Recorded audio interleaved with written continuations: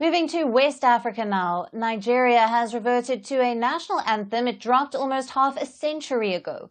President Bola Tinubu has signed into law a bill replacing the current national anthem a day after the bill was approved by the lawmakers. Now, the federal lawmakers introduced and passed the bill in less than a week. That is unusually fast-paced for Nigeria, where bills usually take weeks or even months to be considered. Now, this has prompted widespread criticism over the hasty process and the lack of public consultation on the decision. Now, the reintroduced anthem titled Nigeria We Hail Thee was introduced in 1960 when the country gained independence from Britain. It was composed by Lillian Jean Williams, a British expatriate who was living in Nigeria at the time. However, in 1978, the anthem was replaced by Arise, O Compatriots. The anthem was introduced by Nigeria's then military government under Olusegun Obasanjo. At the time, the country was reeling from a deadly civil war. And with the anthem, the military rulers called on Nigerians to, quote-unquote, serve our fatherland with love and strength. Now, the new law is being denounced for adapting a colonial anthem. But that's not all. The law is also being dismissed by some as a distraction from an escalating economic and security crisis. President Tinubu's first year in office, which he completed on the 29th of May, has been marred by a spiraling economic downfall.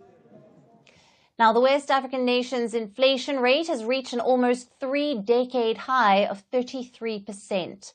Prices of daily essentials like food and fuel have doubled. Meanwhile, the country's currency, the naira, has been in free fall. Nigeria's naira has lost about 60% of its value, following two devaluations in June of 2023 and January in 2024. This government has been one that did not make the citizens happy over the last year. It did not excite us. It placed us all in a state of worry regarding food, money, and other aspects. It's been a government that brought untold hardship.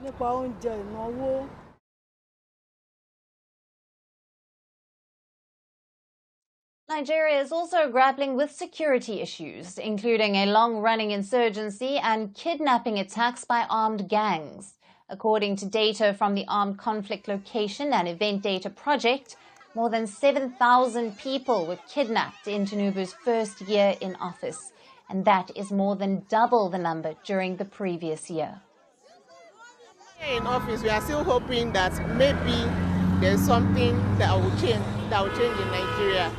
But with the trend of the things that has been going on in Nigeria and with each president that enters, I have noticed that it gets worse and worse. Now, despite the mounting issues, Nigeria's president hailed the country's new law. Speaking on his first anniversary in office, President Tinubu said the anthem symbolized Nigeria's diversity. However, many Nigerians have said they won't be singing the new national anthem.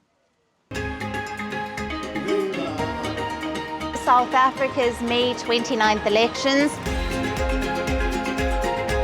It was a start of change in the country. We are on the verge of history.